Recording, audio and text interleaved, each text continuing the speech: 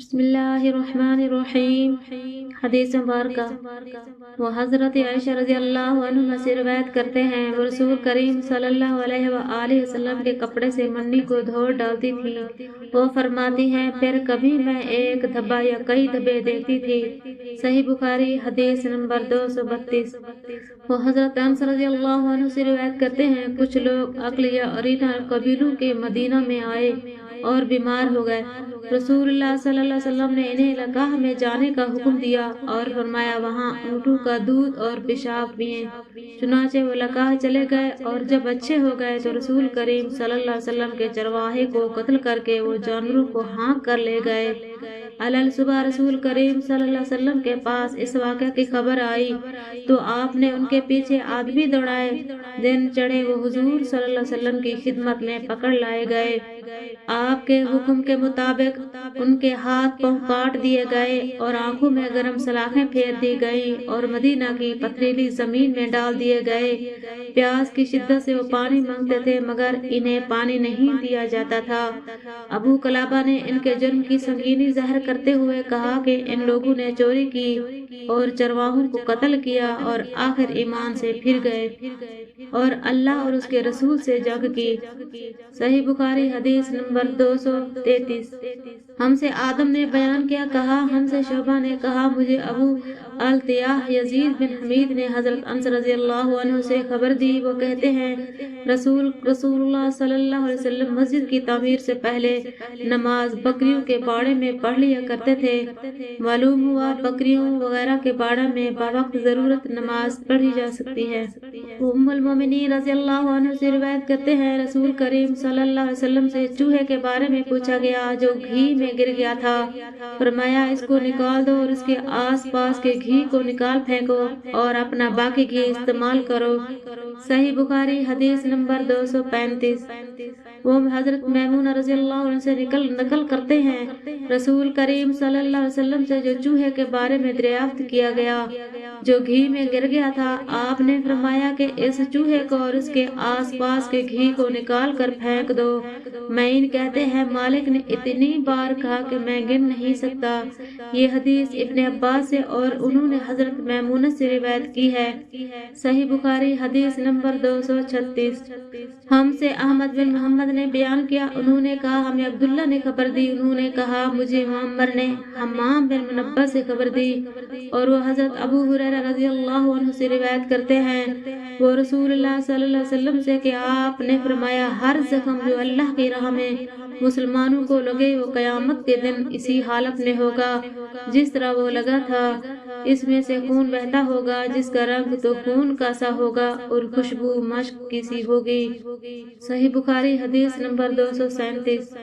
ہم سے ابو الیمان نے بیان کیا، کہا ہم کو شعیب نے خبر دی، کہا مجھے ابو الزناد نے خبر دی کہ ان سے عبد الرحمن بن الحرمز العارج نے بیان کیا، انہوں نے حضرت میمونہ حضرت ابو ہریرہ رضی اللہ عنہ سے سنا، انہوں نے حضرت حضور صلی اللہ علیہ وسلم سے سنا، آپ فرماتے تھے ہم لوگ دنیا میں پچھلے زمانے میں آئے ہیں مگر آخرت میں سب سے آگے ہیں۔ صحیح بخاری حدیث نمبر 238۔ یہ اور اسی سند سے یہ بھی فرمایا کہ تم میں سے کوئی ٹھہرے ہوئے پانی میں جو جاری نہ ہو پیشاب نہ کرے پھر اسی میں غسل کرنے لگے۔ صحیح بخاری حدیث نمبر 239۔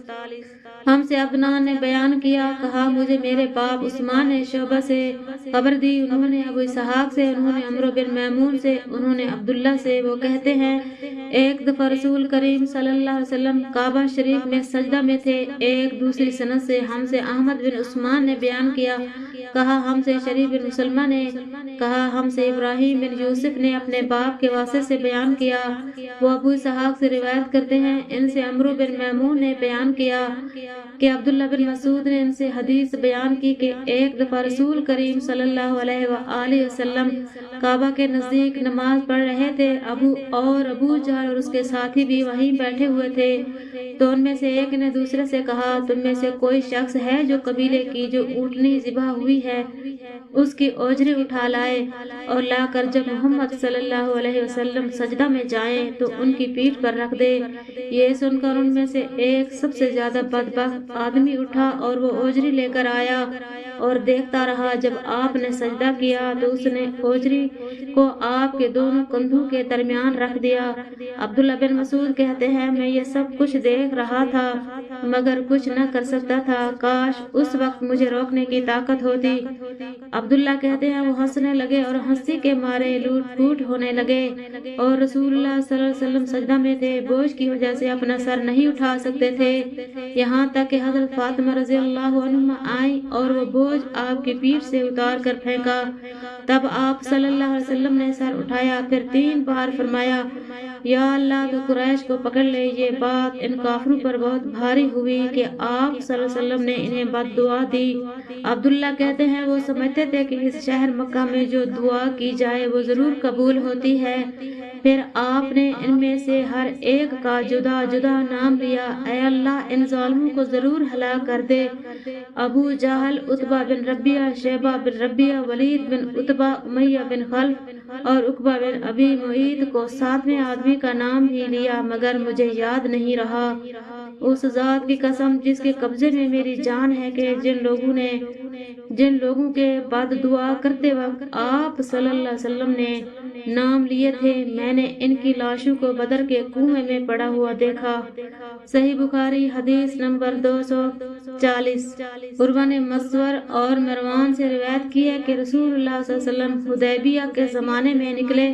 اس سلسلہ میں انہوں نے پوری حدیث ذکر کی اور پھر کہا نبی صلی اللہ علیہ وسلم نے جتنی مرتبہ بھی تھوکا وہ لوگوں کی ہتھیلی پر پڑا، پھر وہ لوگوں نے اپنے چہروں اور بدن پر مل لیا۔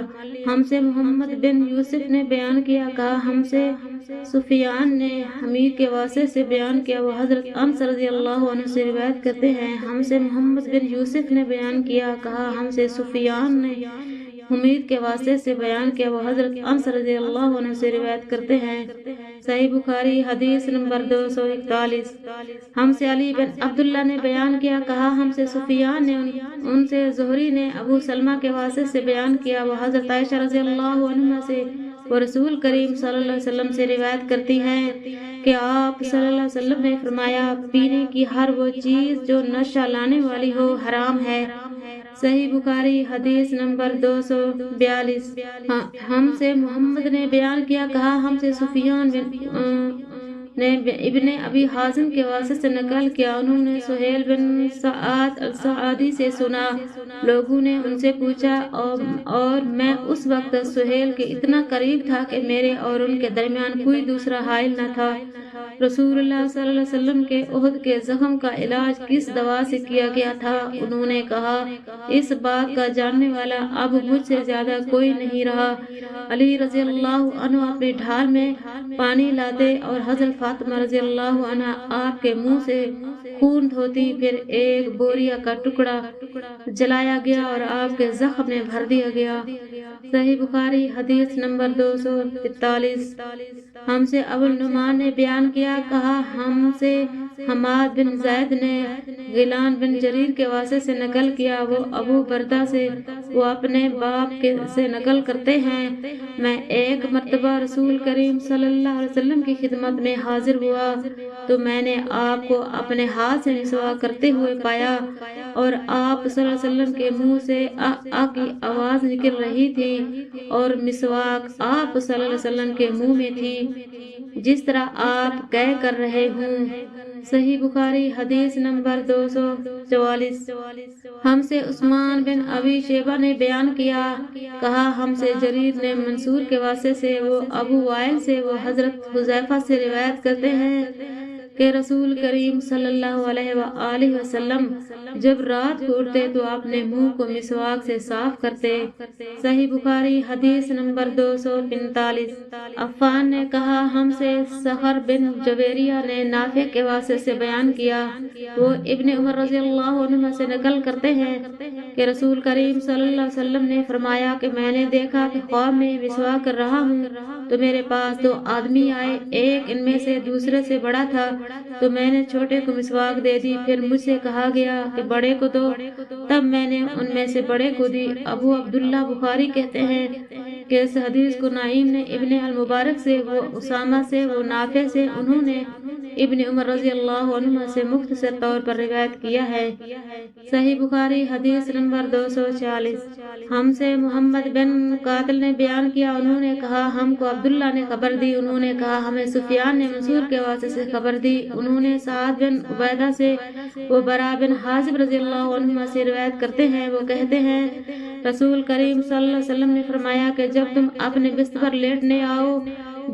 لیٹنے آؤ تو اس طرح وضو کرو جس طرح نماز کے لیے کرتے ہو، پھر دہنی کروٹ پر لیٹ کر یوں کہو اے اللہ میں نے اپنا چہرہ تیری طرف جھکا دیا، اپنا معاملہ تیرے ہی سپرد کر دیا، میں نے تیرے ثواب کی توقع اور تیرے عذاب کے ڈر سے تجھے ہی پشت پناہ بنا لیا، تیرے سوا کہیں پناہ اور نجات سے تجھے ہی پشت نجات کی جگہ نہیں، اے اللہ جو کتاب تو نے نازل کی میں اس پر ایمان لایا، جو نبی تو نے بھیجا میں اس پر ایمان لایا، تو اگر اس حالت میں اسی رات مر گیا تو فطرت پر مرے گا۔ اور اس دعا کو سب باتوں کے آخر میں پڑھ۔ حضرت برا کہتے ہیں میں نے رسول اللہ صلی اللہ علیہ وسلم کے سامنے اس دعا کو دوبارہ پڑھا، جب میں آمنت بکتابک الذی انزلت پر پہنچا تو میں نے ورسولک کا لفظ کہہ دیا، آپ نے فرمایا نہیں یوں کہو نبیک الذی ارسلت۔ صحیح بخاری حدیث نمبر 247۔